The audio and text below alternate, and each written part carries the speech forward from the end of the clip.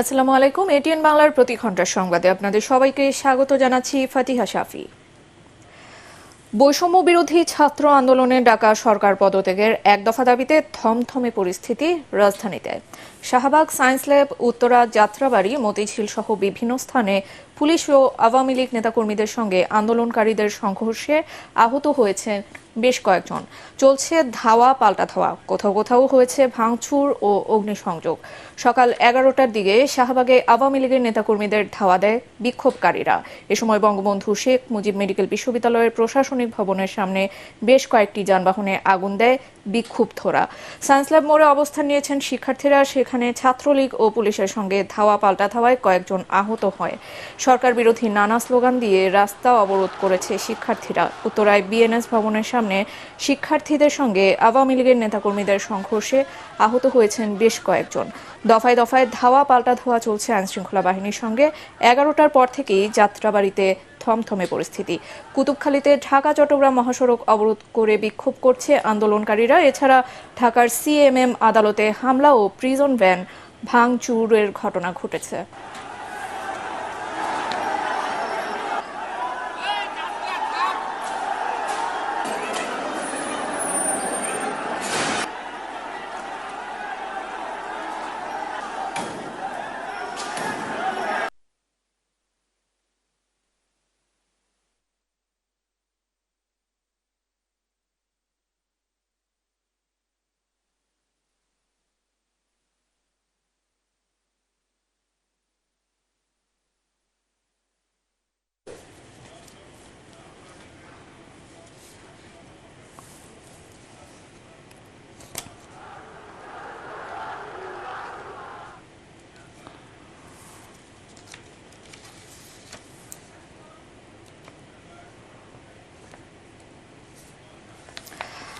দর্শক, রামপুরা এলাকায় আছেন আমাদের সহকর্মী শারফুল আলম। আমরা সর্বশেষ পরিস্থিতি জানছি তার কাছ থেকে।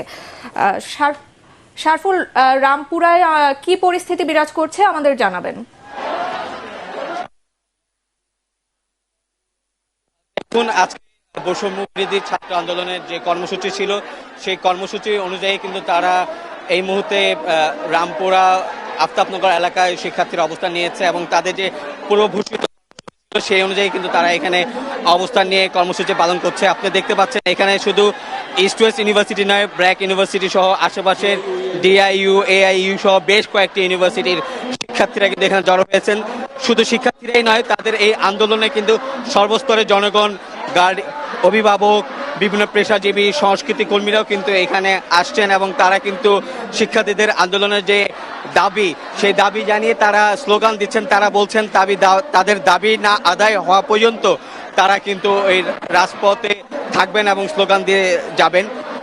আমরা যেটা জানতে পেরেছি যে আর কিছুক্ষণ পরে বৈষম্য বিরোধী ছাত্রদের যে কর্মসূচি রয়েছে, অর্থাৎ রামপুরা থেকে শাহবাগ যাওয়ার একটি কর্মসূচি রয়েছে। তো তারা বলছেন যে কিছুক্ষণের মধ্যে আরো কয়েকটি বিশ্ববিদ্যালয়ের শিক্ষার্থীরা এখানে আসবে। আসার পর তারা এখানে একত্রিত হয়ে এখান থেকে কিন্তু তারা রামপুরা থেকে অর্থাৎ আফতাবনগর থেকে কিন্তু তারা প্রেস ক্লাবের উদ্দেশ্যে, আমি দুঃখিত, রামপুরা থেকে কিন্তু তারা শাহবাগের উদ্দেশ্যে একটি যাত্রা করবে বলে আমাদেরকে জানিয়েছেন। তো এইখানে আমরা দেখছি যে শিক্ষার্থীরা, বিভিন্ন বিশ্ববিদ্যালয়ের শিক্ষার্থীরা এখানে আসছে এবং তারা তাদের দাবি আদায়ের অনড় এবং তারা তাদের দাবি আদায় হওয়ার জন্য তাদের সাথে বিভিন্ন অভিভাবক, পেশাজীবী সদস্যরা এখানে যুক্ত হয়েছেন। এই ছিল আমার কাছে এখানকার সবশেষ খবর। শারফুল, ধন্যবাদ আপনাকে আমাদের সাথে যুক্ত হবার জন্য। মুন্সিগঞ্জে আন্দোলনকারী ও আওয়ামী লীগ কর্মীদের মধ্যে সংঘর্ষে 2 জন নিহত হয়েছেন, আহত হয়েছেন অন্তত 30 জন। থানার পুল চত্বরে মুহুর্মুহু ককটেল বিস্ফোরণ ও গুলির শব্দ শোনা যাচ্ছে। সকাল 10টার দিকে শহরের থানারপুল এলাকায় আন্দোলনকারীরা জড়ো হলে আওয়ামী লীগ কর্মীরা হামলা করে। আন্দোলনকারীরা পাল্টা হামলা চালালে গোলাগুলি শুরু হয়। এ সময় বেশ কয়েকটি মোটরসাইকেল পুড়িয়ে দেয় আন্দোলনকারীরা। সিরাজগঞ্জে সকাল থেকেই শহর নিয়ন্ত্রণে নিয়েছে অসহযোগ আন্দোলনকারীরা। এ সময় আওয়ামী লীগ ও সহযোগী সংগঠনের কর্মীরা তাদের প্রতিহতের চেষ্টা করে। এতে গুলিবিদ্ধ সহ আহত হন বেশ কয়েকজন। পরে তাদের হটিয়ে শহরের সড়কে আগুন জ্বালিয়ে অবস্থান নেয় আন্দোলনকারীরা। পাবনায় আন্দোলন চলাকালে আন্দোলনকারীদের দিকে গুলি ছুঁড়ে আওয়ামী লীগের নেতাকর্মীরা, এতে গুলিবিদ্ধ হয় একজন। এ সময় আওয়ামী লীগ কর্মীদের ছত্রভঙ্গ করে দেয় পুলিশ। জয়পুরহাটে আন্দোলনকারীদের মিছিলে টিয়ার গ্যাস ও রাবার বুলেট ছোড়ে পুলিশ। এতে অর্ধশতাধিক মানুষ আহত হয়েছেন। পরে বিক্ষুব্ধরা আওয়ামী লীগ অফিসে আগুন ধরিয়ে দেয়। রাজবাড়ী এলাকায় পরিস্থিতি জানাচ্ছেন সহকর্মী কামরুজ্জামান রাজীব। ছাত্র আন্দোলনকে কেন্দ্র করে আসলে এই মুহূর্তে যাত্রাবাড়িতে অনেকটা উত্তেজনা বিরাজ করছে ত্রিমুখী অবস্থানের কারণে। আমরা একটু দেখানোর চেষ্টা করছি যে যাত্রাবাড়ি আসলে ফ্লাইওভার মেয়র হানিফ ফ্লাইওভারের শেষ মাথা থেকে শুরু করে আন্দোলনরত বিক্ষোভকারীরা কিন্তু পুরো রাস্তা অবরোধ করে আছে এবং তারা কিন্তু রাস্তায় আগুন জ্বালিয়ে বিক্ষোভ করছেন, স্লোগান দিচ্ছেন এবং তাদের যে এক দফা দাবি তারা বারবার জানাচ্ছেন এবং দাবি না মানলে তারা রাজপথ ছাড়বেন না বলে জানাচ্ছেন। অন্যদিকে পরিস্থিতি নিয়ন্ত্রণে কিন্তু পুলিশ সতর্ক অবস্থানে আছে, আমরা দেখেছি সকাল থেকেই। অপরদিকে পাল্টা কর্মসূচি কিন্তু আওয়ামী লীগের পক্ষ থেকে দেওয়া হয়েছিল, গণজমায়েতের কর্মসূচি ওয়ার্ডে ওয়ার্ডে, সে অনুযায়ী কিন্তু আওয়ামী লীগের নেতাকর্মীরা অবস্থান নিয়েছেন। অপর পক্ষে তারাও কিন্তু যে কোনো ধরনের নাশকতা প্রতিহত করার কথা বলছেন এবং তারা রাজপথে অবস্থান নেবেন বলে আমাদের জানিয়েছেন। দর্শক, রাজধানীর যাত্রাবাড়ি এলাকা থেকে জানাচ্ছিলেন সহকর্মী কামরুজ্জামান রাজীব। আন্দোলনকারীদের উপর গুলি না চালানোর নির্দেশনা চেয়ে করা রিট খারিজ করে দিয়েছেন হাইকোর্ট।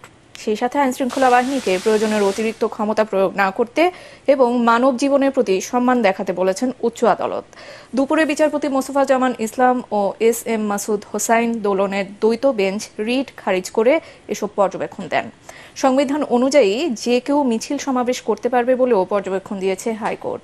এদিকে কোটা সংস্কার আন্দোলনের সময় 16 শিশু নিহতের ঘটনায় বিচার বিভাগীয় তদন্ত ও প্রত্যেকের পরিবারকে 1 কোটি টাকা করে ক্ষতিপূরণ দেওয়ার নির্দেশনা চেয়ে করা রিট শুনানির জন্য গ্রহণ করেননি বিচারপতি মোস্তফা জামান ইসলামের নেতৃত্বাধীন হাইকোর্ট বেঞ্চ। অন্য বেঞ্চে যাওয়ার পরামর্শ দিয়েছেন আদালত।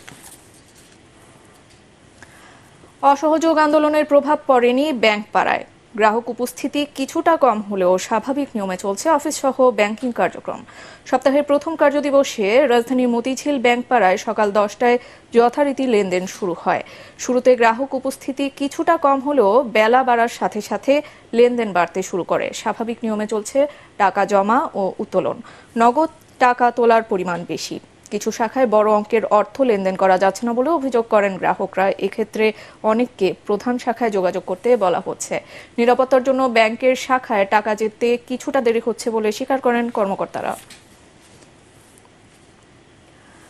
অন্যদিকে বৈষম্য বিরোধী ছাত্র আন্দোলনের সরকার পতনের 1 দফার দাবির প্রতিবাদে দেশজুড়ে শান্তি সমাবেশ ও গণজামায়াত করেছে আওয়ামী লীগ।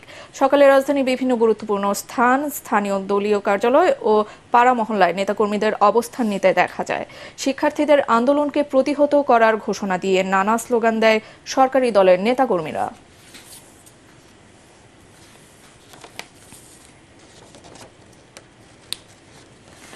বৈষম্য বিরোধী ছাত্র আন্দোলনের সরকার পদত্যাগের 1 দফা দাবির প্রতি পূর্ণ সমর্থন জানিয়েছে বিএনপি। সর্বাত্মক অসহযোগ আন্দোলন সফল করতে নেতাকর্মী সহ দেশবাসীকে রাজপথে নেমে আসার আহ্বান জানিয়েছেন বিএনপি মহাসচিব মির্জা ফখরুল ইসলাম আলমগীর। চেয়ারপারসনের গুলশান কার্যালয়ে সংবাদ সম্মেলনে তিনি বলেন, ছাত্রদের আন্দোলন এখন গণ অভ্যুত্থানে রূপ নিয়েছে। মির্জা ফখরুল অভিযোগ করেন, আন্দোলন দমনে আইনশৃঙ্খলা বাহিনী ও দলীয় সন্ত্রাসীদের নামিয়ে সরকারের শেষ রক্ষা হবে না। পরবর্তী সংবাদ দেখার আমন্ত্রণ জানিয়ে এখনকার মতো শেষ করছি। ATN বাংলা সংবাদ ইউটিউবে দেখতে ব্রাউজ করুন youtube/ATN বাংলা নিউজ। ধন্যবাদ।